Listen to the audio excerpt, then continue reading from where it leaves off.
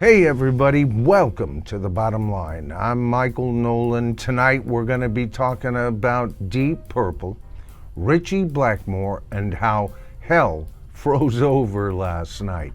Now, as a lot of you already know, I am a major Deep Purple fan. In fact, I've been championing their latest effort, their latest album called Splat. In fact, I've designated it a masterpiece. Not only that, but last night when Deep Purple played live, they played quite a bit off of that album, as I understand. But that wasn't the major bit of business being conducted at last night's concert.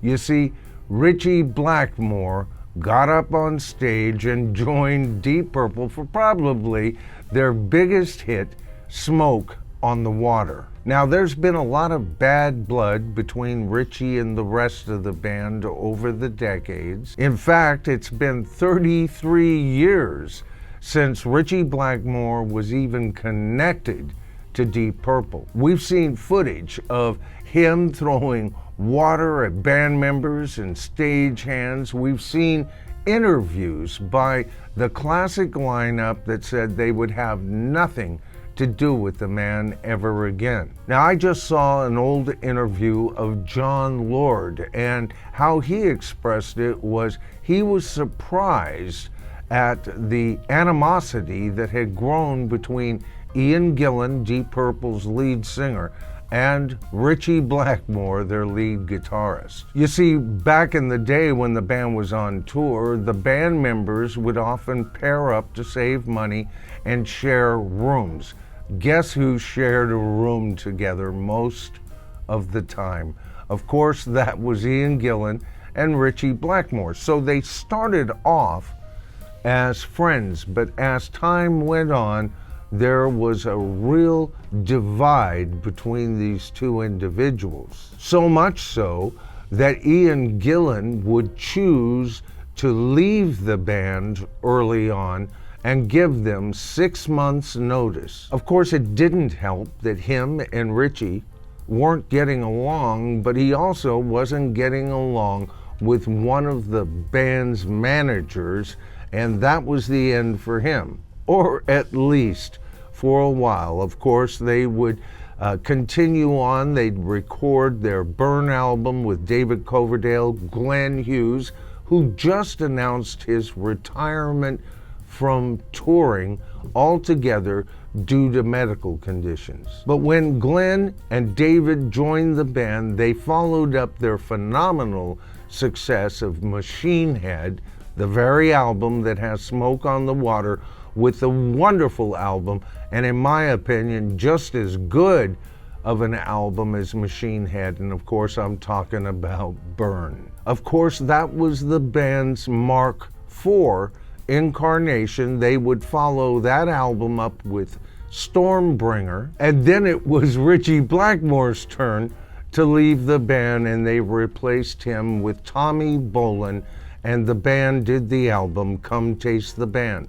No more albums with Tommy Bolin. He passed away shortly after that. Of course, Richie was with the band from 1968 to 1975 initially. He would return in the 80s through the early 90s, and then ever since then, there was only bad blood between these band members. But guess what?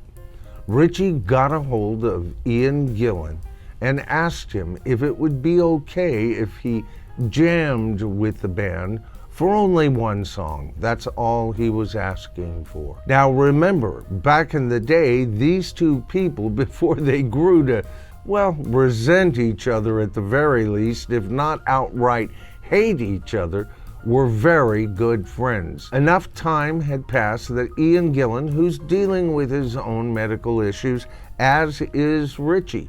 Ian is losing his sight.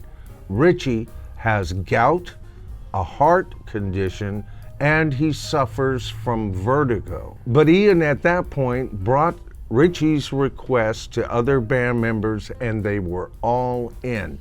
And last night, for the first time in decades, 4 out of the 5 members of the classic Mark II lineup, only John Lord missing because, unfortunately, John Lord passed away years ago. But these days, when you get 4 out of 5 members of the band, you practically got the whole band on stage. And of course, Don Airey has Deep Purple connections that go back to John Lord choosing him as his replacement. In other words, folks, last night, for one song, Smoke on the Water, we got the closest thing to the Mark II lineup that is humanly possible. And I gotta tell you, I was absolutely dumbfounded on several levels. First of all, I thought they'd have to practically cart Richie out. We'd be seeing another person sitting in the chair, and that would have been fine for one night, and doing what he could. With all those medical conditions, you would have thought that he would have been in, well, a bit more ragged repair. First of all, let's talk about his guitar playing. He led the band into Smoke on the Water by providing the intro of the song himself. Once they got cooking, I gotta tell you, Ian Gillen's voice sounded absolutely fantastic, and these days, to have any lead singer from that era still sounding good is a rare commodity, to say the least. Then, when his solo came, it was the same old Richie. He wasn't going to play the solo note for note that we've all heard on the record. He rarely did live. He always changed things up, and he did so again last night. Now, was this his best solo? No. But for a guy who hadn't played with this band for 33 years, it was wonderful. And of course, he got those notes that we all know. You know, that part on the guitar solo where he goes, yep, yep, yep, yep, yep, yep, yep, yep. Oh, God, he nailed that perfectly. Now, you could also tell he was a little confused. At one point, he looked at Simon McBride, hoping that Simon would take over the rhythm so he could solo. I guess he had forgotten there was a second verse that comes before his solo. Ian started singing at that point, and they hardly missed a beat. Remember, this wasn't a rehearsed bit. This was a jam session in front of a live audience. Now, I absolutely loved it when Ian came over while Richie was playing and played the right-handed section of the guitar. Actually, he pounded it out, and Richie would do the left-hand guitar playing on that. While they were doing this, did you notice something? Richie put his hand on the small of Ian's back. They were good. After the song was through, of course, Ian Pace came out from around the drum set to meet up with the band. Now, this is where things went a little stilted. You see, Ian Gillen and Ritchie Blackmore were connected, but both Ian Pace and Roger Glover were a bit hands-offish. I mean, they were smiling and everything, and I think they were confused because the 4 of these people should have put their hands on each other's backs and done a collective bow. In fact, you could tell that's what Ian Pace was expecting, and when he found out that wasn't going to happen, he started kind of clicking his drumsticks together and sauntered back toward the back of the drums. At this point, Richie said to Ian, "How come you've gotten so much taller than me?" And Ian replied, "Hey, it's not me, mate. It's you. You've gotten shorter." You know what, folks? For me to even be able to tell this tale in a video is something I never thought I would have the privilege to do here on The Bottom Line. What a wonderful night.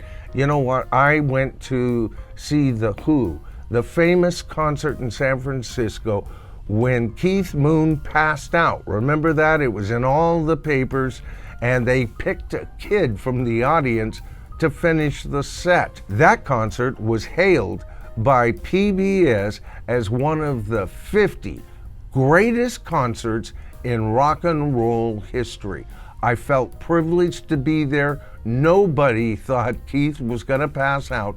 Nobody thought there was going to be a drummer that would come from the audience. And all I can say is, all of you people who saw this concert, when you bought those tickets, you didn't know Richie was going to be there.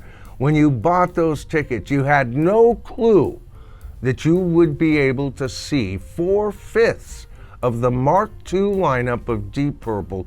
You guys lucked out. Color me envious. But I want to pose a question to my viewers. Most of you by now have seen footage of this concert. What did you think? Were you impressed? Did it touch your heartstrings? Was it something you thought you'd never see before? Or did you think it was much ado about nothing and that Richie wasn't that good once he was on stage? I want to hear from you. All right, folks, that's the video for tonight. I hope you enjoyed it. If you did, please give the video a thumbs up. That helps with views and all of that. And if you haven't subscribed to the channel, I strongly urge you to do so. All you have to do is hit that subscribe button, tap that top bell notification if you want to be notified of my videos when they come out, and you're in.